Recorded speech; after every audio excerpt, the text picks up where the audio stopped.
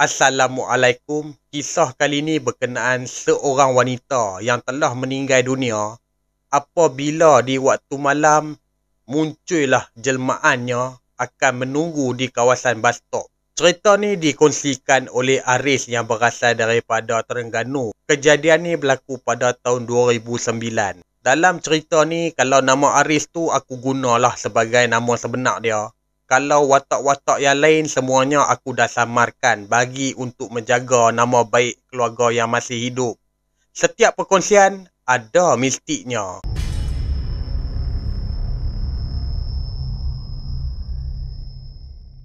Tahun 2007, jiran kepada si Aris ni ada seorang gadis nama dia Wani. Masa tu Wani umur dia dah 18 tahun, sedangkan si Aris masih lagi darjah 6. Rupa paras Wani memanglah cantik, walaupun dia tak pakai makeup, dia dah cantik dah. Senang kata, dia ni beauty nature.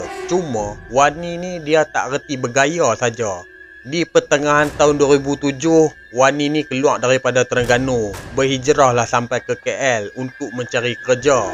Kalau Wani balik kampung hanyalah hari raya haji ataupun hari raya Aidilfitri. Tapi setiap kali dia balik memang nampak bergaya lah.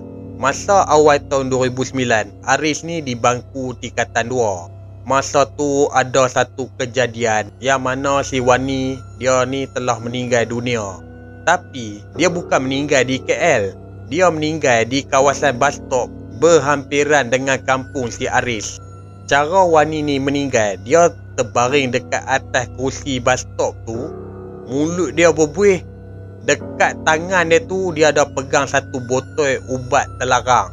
Orang kampung berpendapat bahawasanya si Wani meninggal akibat overdose. Lalu orang kampung ni pun call ambulans dan ambulans ni pun bawa jasad Wani ke hospital untuk membuat bedah siasat. Setelah urusan hospital ni dah selesai, lalu keluarga kepada si Wani ni tuntutlah jenazah bawa balik ke rumah. Masa jenazah sampai kat rumah, Aris ni pergilah rumah si arwah Wani untuk adakan bacaan Yasin bersama orang-orang kampung. Sampailah jenazah arwah Wani ni dikebumikan di tanah perkuburan Islam dalam kampung Aris. Aris ni ikut sekali. Masa hari buat pengebumian tu tak ada apa masalah. Selang seminggu kemudian, ada satu kemunculan di kawasan bus stop. Setiap kali di waktu malam, sekiranya orang lalu di kawasan bus stop, mesti akan bertemu dengan arwah si Wani.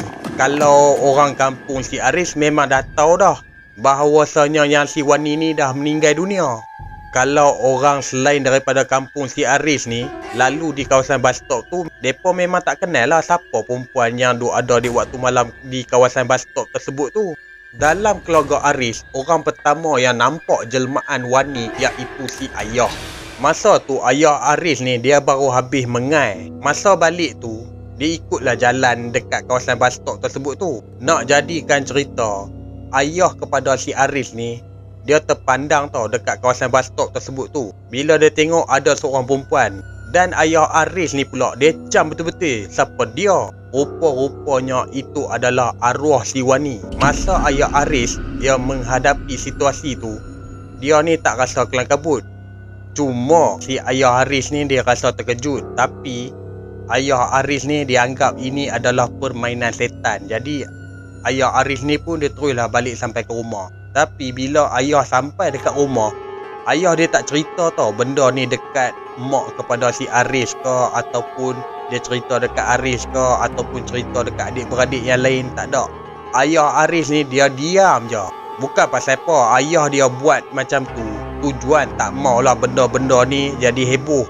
Ayah bercerita pun lepas-lepas kejadian dah mereda. Lepas tu pula di kejadian yang lain, saudara kepada si Aris, dia ni jarang balik kampung.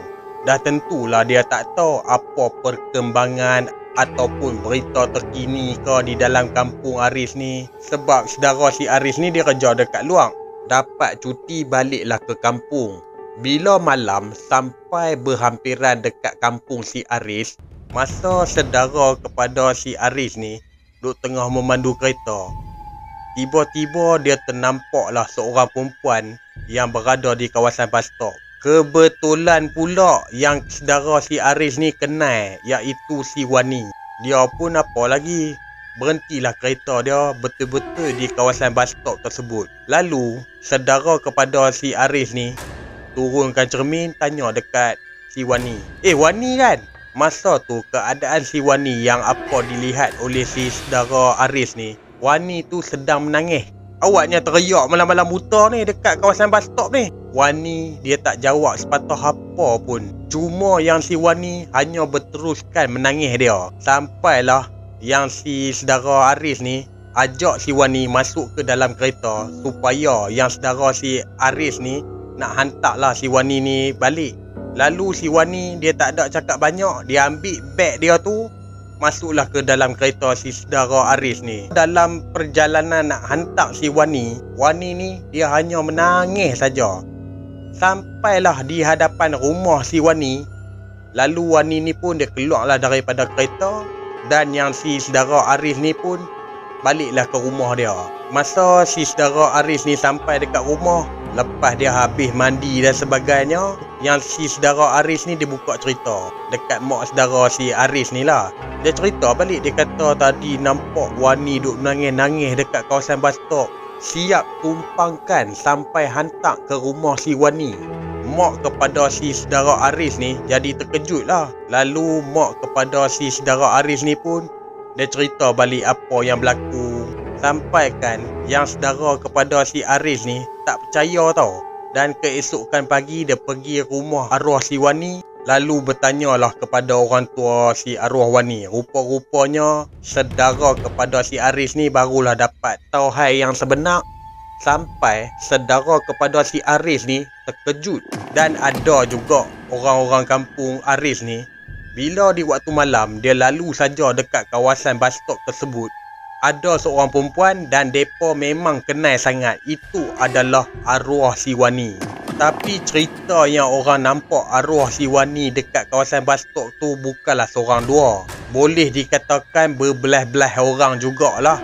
Sampaikan keluarga si arwah ni jadi tak puas hati dengan orang kampung. Sampai ayah arwah ni kata dekat orang kampung yang mana mereka ni kurang ajar, bercerita pasal orang dah tak ada.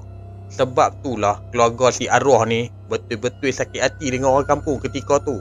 Tapi sebenarnya kejadian yang orang nampak arwah si Wani bukan saja di kawasan bus stop, malah di kawasan persimpangan antara rumah si arwah dan juga rumah si Aris ni. Kalau tiap kali orang kampung lalu saja di kawasan berkenaan, orang akan nampak yang mana arwah ni dia akan berjalan seorang-seorang dia sambil menjinjing beg pakaian, sedang menangis.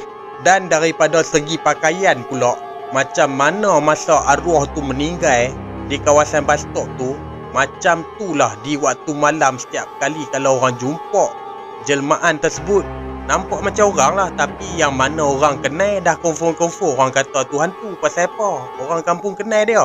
Sampai ke orang kampung ni, mereka tak berani tau lalu dekat kawasan bus stop dan juga kawasan antara persimpangan rumah Aris tu di waktu malam. Kalau kejadian di persimpangan antara rumah arwah dan juga rumah si Aris, yang ni Aris dia pernah mengalami. Masa tu pukul 12 malam. Aris ni dia tak tidur lagi. Pasal apa? Sebab masa tu percutian raya Cina. Jadi kalau setiap kali cuti, Aris ni dia akan tidur lewat lah. Melainkan hari sekolah, dia akan tidur awal. Duk tengah sedap layan TV, tiba-tiba dekat kawasan jalan depan rumah dia tu, yang Aris ni terdengar bunyi orang menangis. Aris ni dia cubalah buka tingkap tengok. Rupa-rupanya apa yang dikatakan oleh orang kampung, memang yang si Aris ni dengan mata kepala dia sendiri nampak yang mana si arwah Wani duk berjalan seorang-seorang dia sambil jinjing beg dan menangis. Bila dia berjalan depan rumah tu, yang si Aris ni dia terus cepat-cepat tutup tingkap, dia terus masuk ke dalam bilik dia. Pihak keluarga kepada si arwah pula, yang dulu mereka tak percaya, mereka kata orang kampung ni ada-adakan cerita lah. Satu hari, mak dan juga ayah kepada si arwah duduk tengah tidur. Tiba-tiba di depan rumah ni terdengar bunyi orang menangis. Orang yang pertama sedang iaitu adik kepada si arwah. Yang si adik kepada si arwah ni pergilah ketuk bilik orang tua dia. Bila orang tua kepada si arwah ni bangun, tanyalah dekat si adik arwah. Kenapanya? Mak, ayah, cuba dengar tu ayah dekat luar rumah. Bila mereka dengar, mereka memang kenal lah suara tu suara siapa. Mereka bertiga ni sama-sama meluru pergi buka pintu. Bila buka pintu, yang mak dan juga si adik ni rebah pensan. Apa yang mereka nampak depan mata mereka iaitu arwah si Wani. Daripada semenjak itulah keluarga si arwah ni mulalah percaya apa yang dikatakan oleh orang kampung. Tapi benda yang orang nampak arwah si Wani cuma dalam 40 hari je. Lepas pada tu dia beransaklah hilang. Sampailah orang dah tak bertemu lagi dengan jelmaan arwah si Wani. Lepas kejadian tu, keluarga si arwah ni cerita balik dekat mak dan juga ayah kepada si Aris. Bahawasanya Wani dulu, masa dia duduk dekat KL, dia ada boyfriend. Senang kata, yang si Wani dah cukup sayang dah dengan boyfriend dia. Tapi boyfriend Wani ni, dia ada skandal yang lain.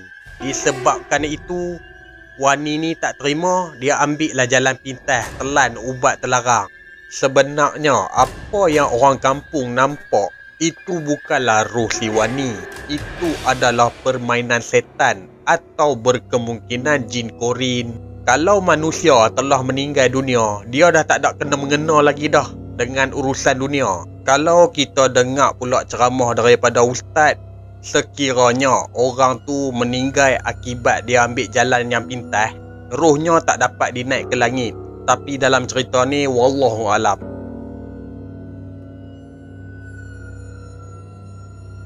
Okey, dekat sini kita ambil lah ada poin-poin yang tertentu daripada apa yang dikongsikan oleh si Aris. Pertama, kalau kita ni ada kekasih, janganlah terlebih berharap. Bukan pasal apa, nama pun baru berstatus sebagai relationship boyfriend-girlfriend je pun. Kalau dah sah tu lain cerita lah. Kalau orang tu serius, ajak jumpa orang tua. Dan poin yang kedua pula, kalau kita ni rasa kecewa, janganlah ambil jalan yang pintas sampai nak merosakkan diri tu. Kalau boleh, elakkanlah. Selagi kita ni hidup ni tetap diteruskan. Memang kehidupan kita ni keras kadang-kadang tu, tapi apapun kena hadapi, kena harungi. Okey, sampai di sini sajalah perkongsian untuk hari ni. InsyaAllah kita akan jumpa di next video. Assalamualaikum.